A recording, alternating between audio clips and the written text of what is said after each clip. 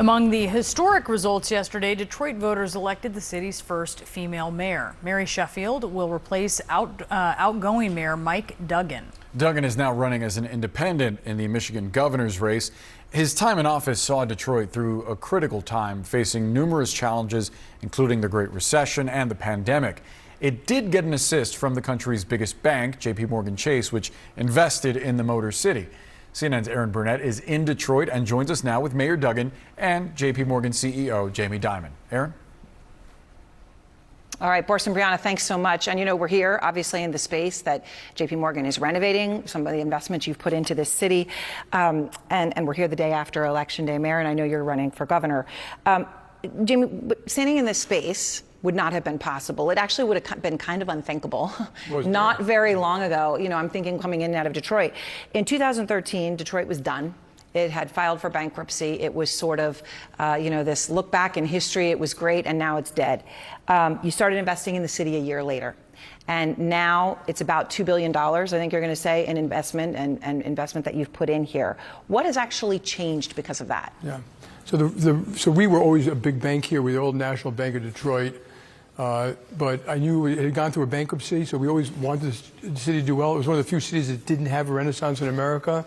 I was watching, I think, TV or something. I was watching this man who had been elected, a white man in a town more than 80% black on write-in votes, talking about, I want to fix the city. Anyone can help me, civic society, business.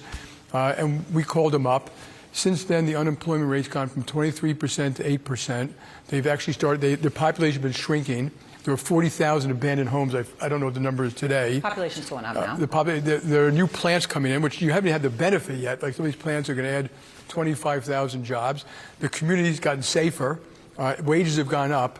And our investment is a small part. I mean, Michael Bloomberg was here. Dan Gilbert, God bless him, what he's done for the city. But he got everyone to work to help lift it up with collaboration, good policy, and it shows you that it works. So one of the first calls, Mayor, that you received when you became mayor was actually from him. I know you've talked about that. And there's a lot of things you could have done, but you chose to roll out the red carpet and say, please come in, help if you want to help. You wanted big business, and you wanted big business to be a part of rebuilding Detroit.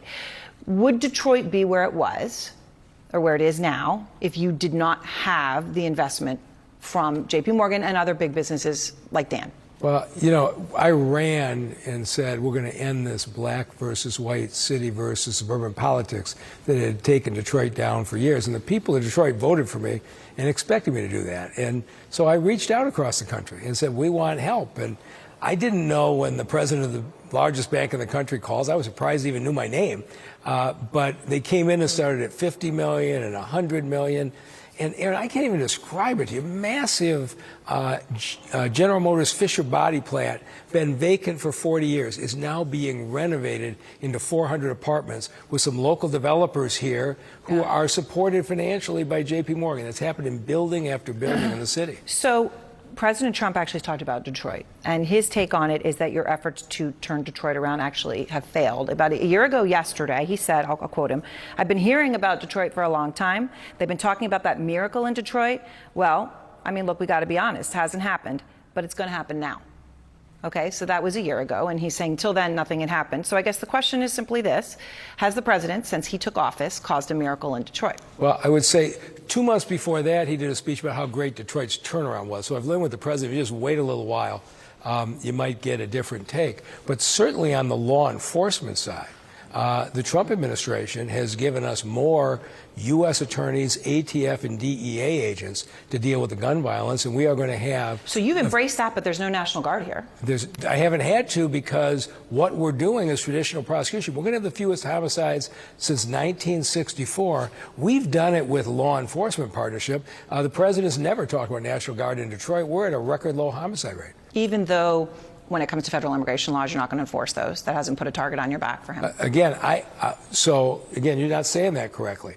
The city of Detroit and Detroit police don't enforce federal law. We won't ask you your immigration status. Right. But if we arrest somebody for breaking into a house and ICE calls us and says that's an undocumented immigrant we want, we honor that detainer and turn it over. We've done it that way under Obama, under Trump, under Biden, and today. So we, again, have a working relationship that's driving the crime rate down.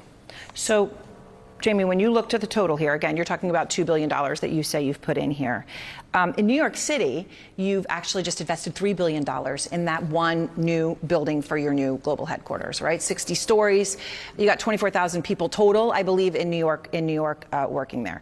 Day one in that building, you're going to be working with a different mayor. And that mayor is going to be Zohran Mamdani, now the mayor-elect of New York.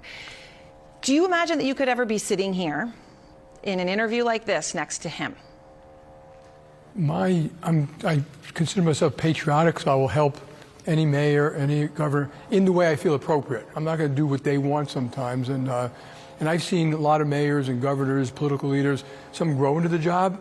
They fix the job, they fix the life, they fix the crime, they fix the hospitals, they fix the ambulance times.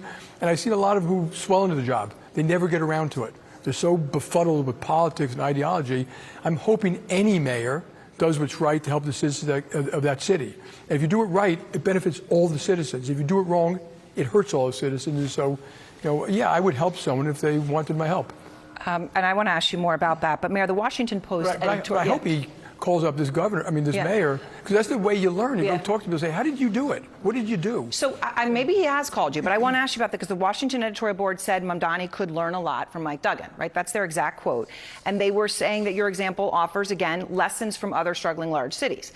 Back to how you guys started. You rolled out the red carpet. That included tax incentives for big businesses. What are we hearing from Zohran Mamdani? We're hearing very specifically, I talked to him election eve, tax increase for big businesses, right? The message that we're hearing so far is very different than what you did in Detroit. But you did balance the budget, 11 years in a row? 11 straight years, 11 credit rating. So what is your advice to him? And has he called you? So I had a relation with Eric Adams. I haven't heard from the new mayor since he got elected yesterday. But here's what I'd say. I embraced Jamie Dimon at a time people said this was maybe politically risky. The way they came to town and embraced the community, low-income housing, in job training programs, we had a public event with 300 people where one of the loudest public protesters stood up and said to an audience, 300 people, you all need to move your money to Chase. They're the one helping Detroit. There is a way to embrace a partner that the community buys into, and that's what we did. So Third Way is a center-left political organization, okay? And I'm just putting that context on it because I think this is important. They just put out a memo overnight about Mamdani saying his policies and message, which are radical and politically toxic outside the deep blue confines of New York City, do not translate. We therefore urge Democrats at all levels to resist the pressure to align with Mamdani's politics and agenda. Now, this made me think about you because you're a lifelong Democrat, right? But you are running for governor as an independent. Right. You're not running as a Democrat. I left the Democratic Party a year ago because of some of the things that I've seen as far as Democrats completely losing touch with average working people, farmers, rural areas. But we'll see what happens when Mamdani gets in there. People clearly want change. I happened to be in New York yesterday and saw a lot of young people very energized. So you were there on Election Day? I was there. There were a lot of young people very energized. Clearly dissatisfied people want change. And now you have a new mayor who has a chance to deliver change. I think you ought to be judged on what he does. Did you vote yesterday or absentee? You voted absentee. I think it's very important. Saying things right, having the right vision. That's great. But at one point, the Army's got to execute. And, competent execution of rational policy works. And so we can all have the same vision, lift up society, make the schools better, but then you better execute. And like I said, I've seen a lot of people, when it comes to the execution part, they fall down so flat that it doesn't matter where their heart is. They will fail to accomplish their goals. So today, the Supreme Court is hearing one of the most consequential cases that there may be in this administration. It's about tariffs and whether President Trump has the authority to go ahead with them. Obviously, it has been the Republicans in the Senate that have said that his tariffs in Canada and Brazil specifically cannot fly, right? Republicans have stood up to him on that. He believes this case matters greatly. He said it's literally, that's his word, literally life or death for our country. Now, there are companies here in Detroit that are suing the Trump administration over tariffs and other cases. So in a sense, this is ground zero. You can look over the river, you can look at Canada, right? It's back and forth, it's auto parts, it's all here. Were the tariffs a mistake? So I live in Detroit. You don't have to explain anything to Detroiters about bad trade agreements America has made over the years. It's emptied out the manufacturing industry in Michigan. And I think the right tariffs that Mexico and China could have helped. But you're right. Right across the river from us is a whole bunch of Canadian auto supplier plants sending parts to the 3 manufacturing plants we have right here in the city of Detroit. So when you put a tax on Canada, you put a tax on Michigan cars. And I do think the Canadian tariffs need to be addressed because it is starting to hurt the Michigan economy.